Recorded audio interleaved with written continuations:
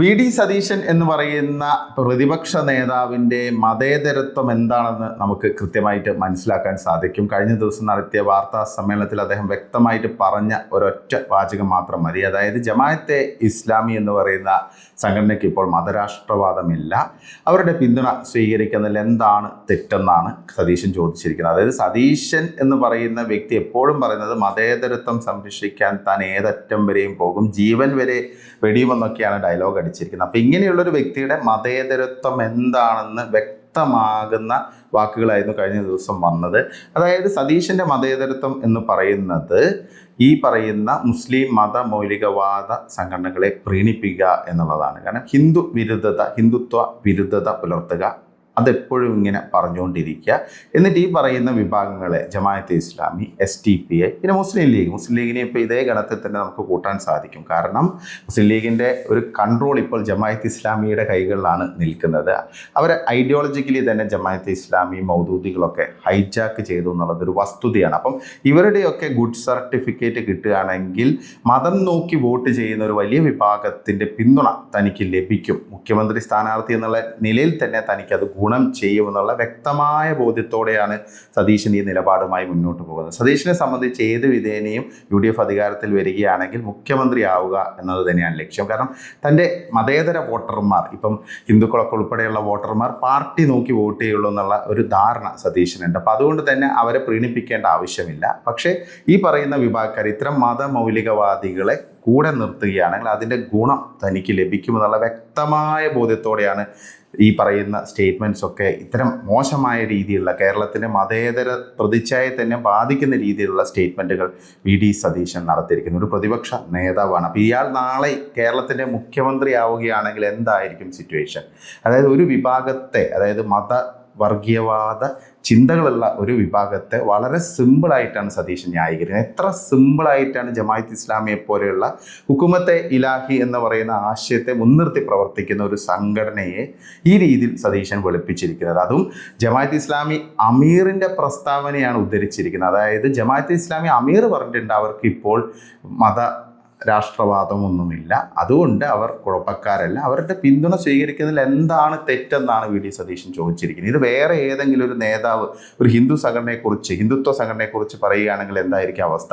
അതുമാത്രമല്ല, വി.ഡി. സതീശൻ അതേസമയം തന്നെ വെള്ളാപ്പള്ളിയെ വിമർശിക്കാനും തയ്യാറാകുന്നുണ്ട്. വെള്ളാപ്പള്ളിയുമായിട്ട് സന്ധി ചെയ്യാൻ പറ്റില്ല, വെള്ളാപ്പള്ളിയുടെ വർഗീയതയുമായിട്ട് എനിക്ക് ഒരു കാരണവശാലും സന്ധി ചെയ്യാൻ പറ്റില്ല എന്നാണ് പറഞ്ഞിരിക്കുന്നത്. അപ്പം ഇത്രയും കാലം ഈ ഒളിഞ്ഞും തെളിഞ്ഞും UDF നേതാക്കൾ പറഞ്ഞിരുന്ന കാര്യങ്ങൾ, അതായത് ജമാഅത്ത് ഇസ്ലാമിയെ ഞങ്ങൾക്ക് നേരിട്ട് ബാന്ധവൊന്നുമില്ല എന്ന് പറഞ്ഞിരുന്ന കാര്യങ്ങളൊക്കെ നിഷേധിച്ച് വളരെ ഓപ്പണായിട്ട് തന്നെ ഈ വെൽഫെയർ പാർട്ടി, ജമാഅത്ത് ഇസ്ലാമിയുടെ പൊളിറ്റിക്കൽ പാർട്ടി അധികം വൈകാതെ തന്നെ UDFൻ്റെ ഭാഗമാകുമെന്നുള്ള സൂചനയാണ് വി.ഡി. സതീശൻ നൽകിയിരിക്കുന്നത്. ഇത് വലിയൊരു പ്ലോട്ടാണ്. കാരണം പല സ്ഥാനാർത്ഥികളും ചിലപ്പോൾ ജമാഅത്ത് ഇസ്ലാമിയുടെ നോമിനികളൊക്കെ ആയിരിക്കും. ഇപ്പം തന്നെ പല പേരുകൾ കേൾക്കുന്നുണ്ട്. സന്നിയം കബിക്കാരനെ പോലെയുള്ള ജമാഅത്ത് ഇസ്ലാമി സഹയാത്രികരൊക്കെ UDFൻ്റെ കോൺഗ്രസിൻ്റെ ലിസ്റ്റിലൊക്കെ ഉണ്ടാവുമെന്നാണ് പറഞ്ഞത്. അപ്പോൾ ഇതൊരു വൈഡർ പ്ലോട്ടാണ്. കാരണം ഒരു വലിയ വിഭാഗത്തെ ശരിക്കും ഫൂൾ ആക്കുന്ന രീതിയിലുള്ള പ്രവർത്തനങ്ങളാണ് വി.ഡി. സതീശനും കോൺഗ്രസും നടത്തിക്കൊണ്ടിരിക്കുന്നത്. ഈ ഒരു ഡീലൊക്കെ ഓൾറെഡി ആയിക്കഴിഞ്ഞു എന്ന് തന്നെ നമ്മൾ വിശ്വസിക്കേണ്ടി വരും. കാരണം ഈ ജമാഅത്തെ ഇസ്ലാമിയെ പോലുള്ളൊരു സംഘടനയെ ഈ രീതിയിൽ ന്യായീകരിക്കാൻ സതീശൻ എങ്ങനെ മുതിരുന്നു എന്നുള്ളതാണ് ഒരു പ്രധാനപ്പെട്ട ചോദ്യം. കാരണം ജമാഅത്തെ ഇസ്ലാമി എന്ന് പറയുന്ന സംഘടന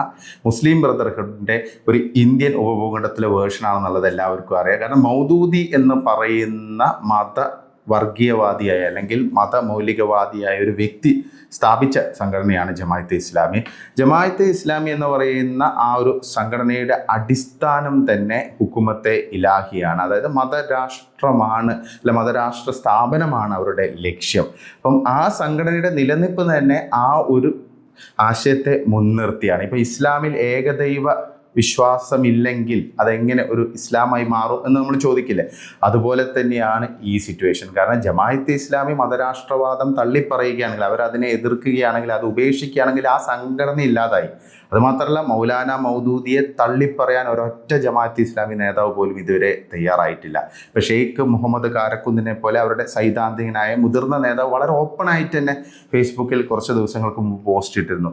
മതരാഷ്ട്രവാദത്തിൽ നിന്ന് പിന്മാറാൻ ഒരു കാരണവശാലും ഒരു സത്യവിശ്വാസിക്ക് സാധിക്കില്ല എന്നാണ് പറഞ്ഞിരിക്കുന്നത്. അതായത് ജമാഅത്തെ ഇസ്ലാമിയുടെ യഥാർത്ഥ അജണ്ട എന്ന് പറയുന്നത് മതരാഷ്ട്രവാദം തന്നെയാണ്. അവർ ജനാധിപത്യത്തെയും മതേതരത്വത്തെയും ഒന്നും അംഗീകരിക്കുന്നില്ല. ഇപ്പോൾ കാണിക്കുന്ന നാടകങ്ങൾ വെറും താൽക്കാലിക താൽക്കാലികം മാത്രമാണ്. അവർക്ക് നല്ല രീതിയിലുള്ളൊരു ശക്തി വരികയാണെങ്കിൽ അവരവരുടെ വിശ്വരൂപം പുറത്തെടുക്കും. നമ്മൾ ബംഗ്ലാദേശിലും പാകിസ്ഥാനിലൊക്കെ കാണുന്നതാണ് എന്താണ് ജമായത്ത് ഇസ്ലാമി എന്നുള്ളത്. എന്തിന് കാശ്മീരിൽ പോലും ഇതേ പ്രവർത്തനങ്ങളാണ് അവർ നടത്തിയിരുന്നത്. കാശ്മീർ ഇന്ത്യയുടെ ഭാഗമാണെന്ന് പോലും കാശ്മീരിലെ ജമായത്ത് ഇസ്ലാമി അംഗീകരിച്ചിരുന്നില്ല. അവിടെ വേറെ യൂണിറ്റ് ആയിട്ടാണ് പ്രവർത്തിച്ചത്. ഒടുവിൽ ഇപ്പം അടുത്ത കാലത്ത് കേന്ദ്ര സർക്കാർ തീവ്രവാദ പ്രവർത്തനങ്ങൾക്ക് നിരോധിച്ച ഒരു സംഘടന കൂടിയാണ് ജമായത്ത് ഇസ്ലാമി കശ്മീർ.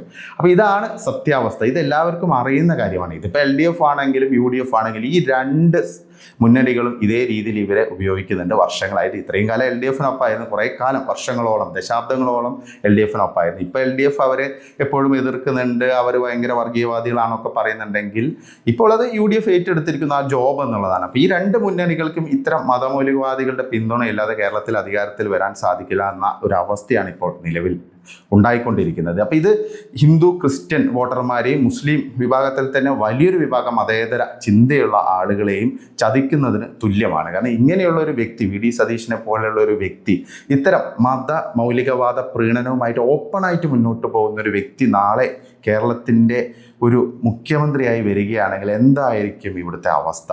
ഇത്തരം സംഘടനകളുടെ നിയന്ത്രണത്തിലേക്ക് അദ്ദേഹം പോകുമെന്നുള്ള കാര്യത്തിൽ യാതൊരു സംശയവും വേണ്ട. അപ്പോൾ ഇത് വളരെ അപകടകരമായ ഒരു നെഗറ്റീവാണ് VD സതീശൻ കൊണ്ടുവന്നിരിക്കുന്നത്. ഇത് മറ്റേതെങ്കിലും ഒരു നേതാവാണെങ്കിൽ ഈ രീതിയിലുള്ള ഒരു പ്രസ്താവന നടത്തിയതെങ്കിൽ എന്തായിരിക്കും അവസ്ഥ? പക്ഷേ ഇപ്പം കേരളത്തിലെ മാധ്യമങ്ങളിൽ വലിയൊരു വിഭാഗം ഇപ്പോഴും VD സതീശനെയാണ് പിന്തുണയ്ക്കുന്നത്. കാരണം ഒരു സോഫ്റ്റ് സ്റ്റാൻഡാണ് VD സതീശനോട്. കാരണം സാധാരണഗതിയിൽ അദ്ദേഹത്തോട് ചോദിക്കാൻ പോലും, ഒരു സ്ട്രോങ് ആയുള്ള ചോദ്യം ചോദിക്കാൻ പോലും അവരാരും തയ്യാറാകുന്നില്ല. ഈ ജമായത്ത് ഇസ്ലാമിയുടെ മാറ്റത്തെ കുറിച്ച് കൃത്യമായിട്ട് സതീശനോട് ചോദിക്കാനോ അല്ലെങ്കിൽ എന്താണ് ഈ ഒരു നിലപാട് മാറ്റത്തിന് പിന്നിൽ എന്ന് അവർ മനസ്സിലാക്കിയെടുക്കാനൊന്നും ശ്രമിക്കുന്നില്ല. അപ്പോൾ ഇതാണ് നിലവിലെ ഒരു സാഹചര്യം.